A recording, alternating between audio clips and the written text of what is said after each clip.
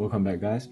Today I'll be breaking down a game between Værløse Bluehawks and BC Copenhagen on the 9th of January 2026. As always, I'll be breaking down some of the most interesting plays, and I'll be putting a lot of focus on this last quarter just because it was so amazing. But let's get into it.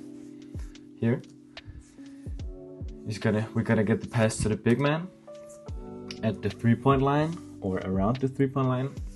I've described this in some of my earlier breakdowns of Værløse Bluehawks. They love doing this with their point guard and a big. Usually it's Ugbe. This time it's their backup point guard. He had a very great game. But we're gonna get the ball into the big guy, the big man, and the point guard will be running off him and getting the handoff. And note, as you see on the screen, is that the guard has to run tightly off the handoff to make sure that the defender can't split him and the guy with the ball to poke it away and get a steal. As a defender here, I would try to cheat the screen and go under because it's so high up, it's behind the 3-point line, and the ball handler here, he's a capable 3-point shooter, but he hasn't shown that he's willing and capable to make this exact shot. So I would try and cheat and go under the screen instead of going over, but he's gonna end up going over and he's gonna get caught in the screen. And as we see, there's a lot of space in the paint. Usually there would be a help defender from the weak side, but because they're overloaded on one side, there are actually 4 on the strong side. There's no real defender to be in help position because the help defender is only 1 pass away, so he can't commit too much. So there's a lot of open space. Big man knows this, so he's gonna go set a Gortat screen, I believe it's called. It's basically just where he's gonna kind of shove the big man away. I mean, he's putting 2 hands on him and just pushing him. It's an illegal screen, but in reality it's not really a screen. He's just kind of getting position. That's why they don't call it as an offensive foul. The other thing, I've marked the defender, the help side defender. As I just said, he's not able to commit because they've overloaded the strong side, so he's only 1 pass away, and that would leave the 3-point shooter open, and they would rather just give up the 2 points. And in reality, it ends up being a foul. This play, he's gonna take the ball up and once again give it to a big man at or around the 3-point line and just start sprinting. Get the handoff. There's a lot of great options from this. The big man can fake the handoff, swing it, or take a drive towards the basket. One thing here, I would really love to see the help defender commit a little more, because this time he's actually 2 passes away. So at this point, he has to have at least 1 foot in the paint. He's just gonna get a great pass, and there's nothing to do really. And one other thing, this is just like an attitude thing. I love when the scorer, when you get a great pass to some easy points, you didn't really do anything, so you should congratulate your teammate for the great assist. Cool. So right here, he has the ball at the slot position.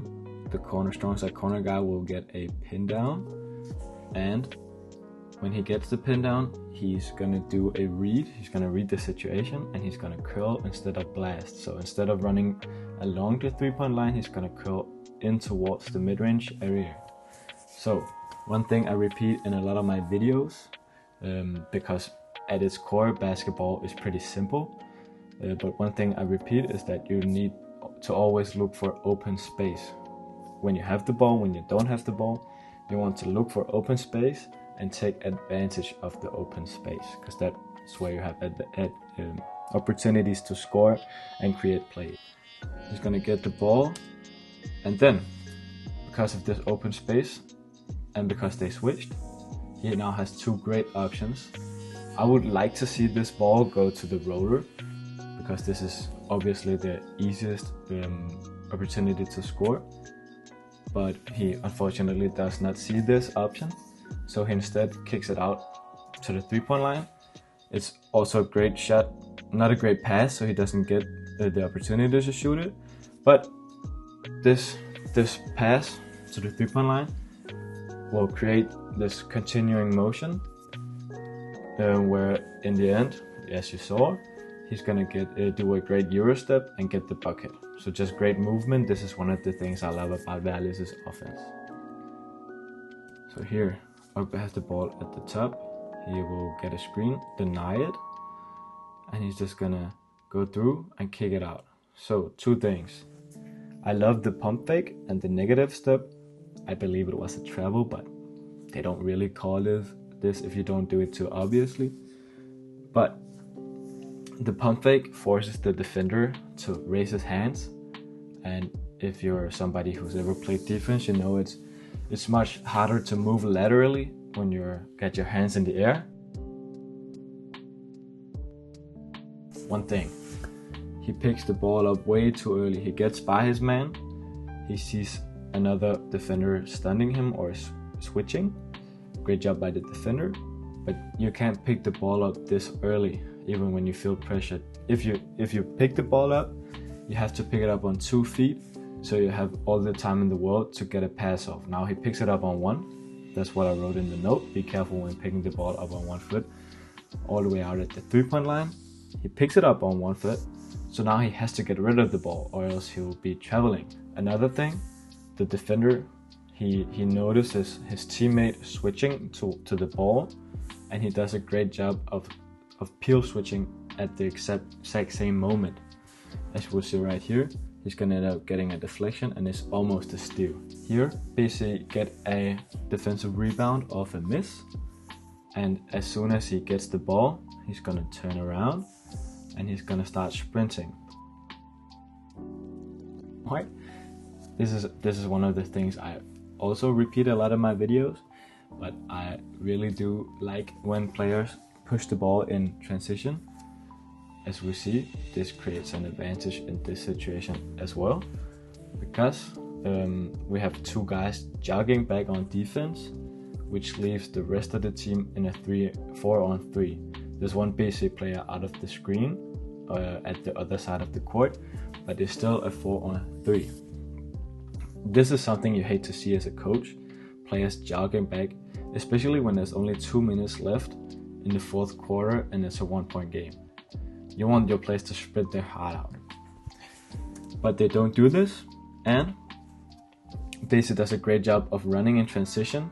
They have great spacing, which when you're in a player man advantage, you need to have good spacing to make sure that one of your teammates are open. Because if you stand too close, then 1 defender can guard 2 at the same time, and then your advantage just disappears. But they don't do this, and as we see, the number 44 does a great job of rim running here into wide open space. I would love to see number 8 from Værløse go into help here to just deny this easy pass. He's obviously guarding some guy at the weak side corner, but that pass is much harder, and his teammates will have time to recover. So the pass is gonna go, and now they're down by 3 with 2 minutes left. Okay, so this was where it got interesting, or the most interesting. They were just down by 3, but number 7 at the line, he just hit a 3-pointer and 1. So now he has a chance to give them the lead.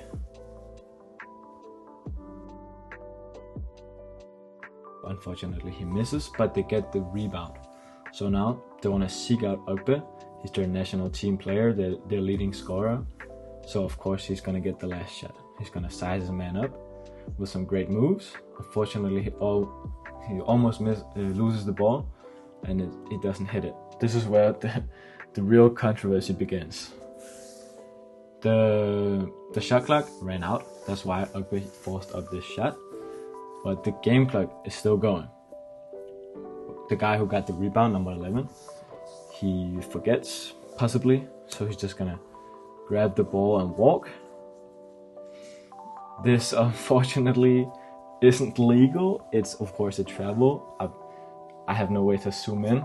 I know it's small for you guys, but the ref in the middle, he calls a travel because he took 3 steps without dribbling the ball. his coach to the left, he's in disbelief, and his teammates are looking away. They can't believe it too. But it's a great call by the ref, because even though the shot clock ran out, there was still time left on the game clock. A blunder by the number 11, unfortunately, but these kind of things happen when you're in such a close game, and your nerves and your adrenaline is going up, so you make these kind of mistakes. Here, as you'll see, we had 1.3 seconds left on the clock. What he does a great job of doing, the guy I've marked the arrows by, he stunts as if he wants to grab the ball outside the 3-point line, and then he instead cuts towards the basket. And he's very smart. He knows that his defender will be reaching and kind of grabbing him, so he instead uses this to grab his arm and push off, or at least just push him away to get momentum and get this open pass. And here he gets the ball, he gets an open layup, got 3 defenders on him. This is where even more controversy is being introduced, because they call this a foul, and I really can't decide whether I think this is a foul or not.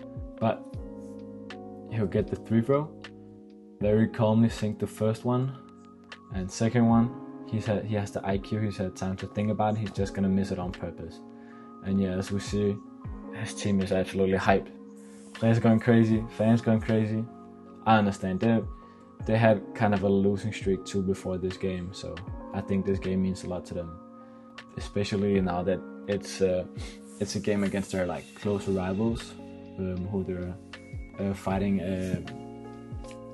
against for one of the top 6 spots, which means you'll be included in the championship playoff. That was all I had for you in this video. I hope you enjoyed it as much as I did, and I would appreciate a subscribe. I'm trying to grow the channel, but that's enough. Yeah, so thank you guys.